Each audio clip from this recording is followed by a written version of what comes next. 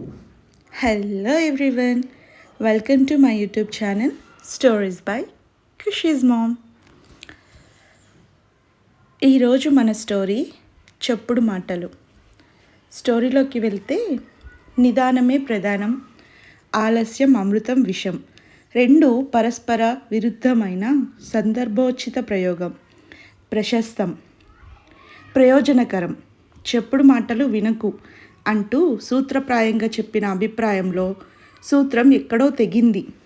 ఎదుట మనిషి ఎలాంటి వాడో అడిగి తెలుసుకోకు, అనుభవంతో తెలుసు. ఒకనాటి ఉదయం శంకరయ్య అనే అతను వీధిలో హడావిడిగా నడిచిపోతున్న మారయ్యను చూసి, మారయ్య గారు, మీతో చిన్న పనుంది అంటూ కేకేసి పిలిచాడు. మారయ్య శంకరయ్య దగ్గరకు వచ్చి, ఏమిటో త్వరగా చెప్పు, నాకు అవతల చాలా పనుంది అన్నాడు. మరేం లేదు, శివాలయం వీధిలో ఉండే చంద్రయ్య ఎలాంటివాడు అని అడిగాడు శంకరయ్య. ఆ ప్రశ్నకు మారయ్య క్షణం ఆశ్చర్యపోయి తర్వాత తేరుకుని ఎందుకు అని ప్రశ్నించాడు. అతను నన్ను కొంత డబ్బు బదులుగా అడిగాడు. నేను ఊరికి కొత్తవాణ్ణి, అతను ఎలాంటి వాడో నాకు బొత్తిగా తెలియదు. ముందు జాగ్రత్తగా మీలాంటి వారిని అడిగిన తర్వాత డబ్బిస్తే మంచిదని చంద్రయ్యను 2 రోజుల తర్వాత కలవమని చెప్పాను అని అన్నాడు శంకరయ్య. ఇది విని మారయ్య లోలోపడ నవ్వుకున్నాడు. శంకరయ్యది అమాయకత్వమో లేక అతి జాగ్రత్తో అర్థం కాలేదు అతడికి. మారయ్య ఒక్క క్షణం ఆగి, ఆ చంద్రయ్య అంతగా మాట నిలుపుకునే మనిషి కాడు. నిజం చెప్పాలంటే బొత్తిగా బాధ్యత తెలియని మనిషి.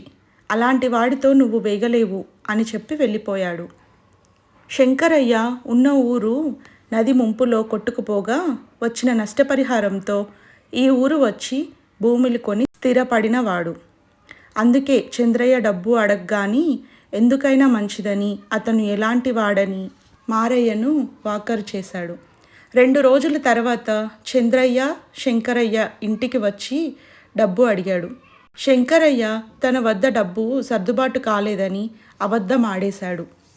చంద్రయ్య శంకరయ్యను బతిమాలుతూ, నేనెంత డబ్బు అవసరంలో ఉన్నానో ఆ దేవుడికే తెలియాలి. నా భార్య ఆరోగ్యం బాగాలేదు, పట్నం తీసుకుపోయి మంచి వైద్యుడికి చూపించమని ఇరుగు పొరుగు సలహా ఇస్తున్నారు. నేనెంత నమ్మకస్తుని, విశ్వాసపాత్రులో ఊరంతా ఎరిగిందే. 1 నెల రోజులు మీ డబ్బు పువ్వుల్లో పెట్టి మరీ ఇచ్చేస్తాను. మీ మేలు ఈ జన్మకు మరవను, దయచేసి లేదనకండి అంటూ నమ్మబలికాడు. శంకరయ్య కొంతసేపటికి కాస్త మెత్తబడి, సరే చూస్తాను, రేపు కనబడు అన్నాడు. చంద్రయ్య వెళ్ళిపోగానే శంకరయ్య పనిగట్టుకొని ఇంట్లోంచి బయటకు వచ్చి వీధి అవతల ఉన్న రామాలయం కేసి నడిచాడు. ఆ సమయంలో ఆలయ పూజారి ఆంజనేయ శర్మ నదిలో స్నానం చేసి వేదం చదువుతూ ఆలయం కేసి వస్తున్నాడు. శంకరయ్య ఆయనకు నమస్కరించి ఆయనతో పాటు నడుస్తూ తనకెదురైన సమస్యను క్లుప్తంగా వివరించి, అయ్యా, చంద్రయ్య చాలా డబ్బు అవసరంలో ఉన్నట్టే కనబడుతున్నది. నేనతడికి సహాయపడదామనుకుంటున్నాను. చంద్రయ్య గురించి మీ అభిప్రాయం ఏమిటి? ఈ విషయం ఊర్లో పెద్ద మనిషి అయిన మారయ్య గారిని అడిగితే చంద్రయ్య అంత నమ్మదగిన మనిషి కాదని చెబుతున్నాడు అన్నాడు. ఇది వింటూనే పూజారి ఆగిపోయి శంకరయ్య కేసి సూటిగా చూస్తూ, చెప్పుడు మాటలు వినకు, చెడిపోతావు అని ముందుకు సాగిపోయాడు. శంకరయ్య ఆలోచిస్తూ ఇంటికి తిరిగి వచ్చి మర్నాడు చంద్రయ్య అడిగిన డబ్బు ఇచ్చి పంపేశాడు. 4-5 నెలలు గడిచాయి. చంద్రయ్య జాడే లేదు. అతనే డబ్బు తెచ్చిస్తాడని ఎదురు చూసిన శంకరయ్య విసిగిపోయి చంద్రయ్య ఇంటికి వెళ్ళి డబ్బు అడిగాడు. ముందు చంద్రయ్య శంకరయ్యను గుర్తుపట్టలేదు. శంకరయ్య కోపంగా తన అప్పు సంగతి ప్రస్తావించగా చంద్రయ్య ఏమాత్రం తొనక్కుండా, నీ డబ్బు ఎక్కడికి పోదు, ఇస్తాలే. ఈ మధ్య బొత్తిగా చేతిలో డబ్బులుండడం లేదు. డబ్బు రాగానే కబురు చేస్తాను, వచ్చి తీసుకుపోండి అన్నాడు. శంకరయ్య ఓపికగా మరో 2 నెలలు చూశాడు. లాభం లేకపోయింది. ఎప్పుడైనా చంద్రయ్య వీధిలో ఎదురుపడినా ఏమాత్రం పరిచయం లేని మనిషిలాగా దాటుకుపోయేవాడే గాని పలకరించేవాడు కాదు. ఇది పని కాదని ఒకనాడు శంకరయ్య రామాలయం పూజారి ఆంజనేయ శర్మ దగ్గరకు వెళ్ళి చంద్రయ్య డబ్బు ఎగవేయ చూస్తున్న సంగతి వివరంగా చెప్పి, ఏమనుకోకండి, ఇదంతా తమ చలవే, మీ మాట నమ్మి నేను మోసపోయాను అన్నాడు ఎంతో బాధగా. పూజారి ఆశ్చర్యపోయి, ఏమిటి నా మాట? మధ్యలో నేనేం చేశాను అన్నాడు. ఏం చేయలేదంటారా?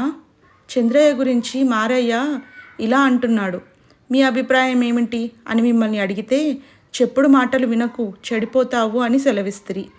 మర్యాదస్తులు, లోకం తీరెరిగిన వారు అని మీ మాట మీద గౌరవం ఉంచి మారయ్య అబద్ధం చెప్తున్నాడని భావించి చంద్రయ్యకు డబ్బిచ్చి మోసపోయాను అన్నాడు శంకరయ్య. ఇందుకు పూజారి చిన్నగా నవ్వి, నేను ఆ రోజు సూత్రప్రాయంగా చెప్పిన విషయం నువ్వు సరిగా అర్థం చేసుకోలేదు. నేను చెప్పినా మారయ్య చెప్పిన అంటే చెప్పుడు మాటలు విని అభిప్రాయం ఏర్పరచుకోవడం కానీ మార్చుకోవడం కానీ చేయకూడదని నేను సూచన ఇచ్చాను. ఒక మనిషి ఎలాంటి వాడు అన్న విషయాన్ని అతడితో కలిగిన పరిచయం ద్వారా నీకై నువ్వు గ్రహించాలి తప్ప అందుకోసం ఇతరుల మాటల మీద ఆధారపడడం ఎంత అవివేకం అన్నాడు. పూజారి మాటల్లోని అంతరార్థం అప్పటికి అర్థమైంది శంకరయ్యకు. అతడు పూజారి దగ్గర సెలవు తీసుకొని చంద్రయ్య నుండి డబ్బు ఏ విధంగా వసూలు చెయ్యాలా అని ఆలోచిస్తూ ఇంటి దారి పట్టాడు. ఇది ఫ్రెండ్స్ ఇవాళ మన స్టోరీ, చెప్పుడు మాటలు వినకు. ఈ స్టోరీ మీకు నచ్చినట్టయితే సబ్స్క్రైబ్ చేసుకోండి. Like, share and comment. Thanks for watching.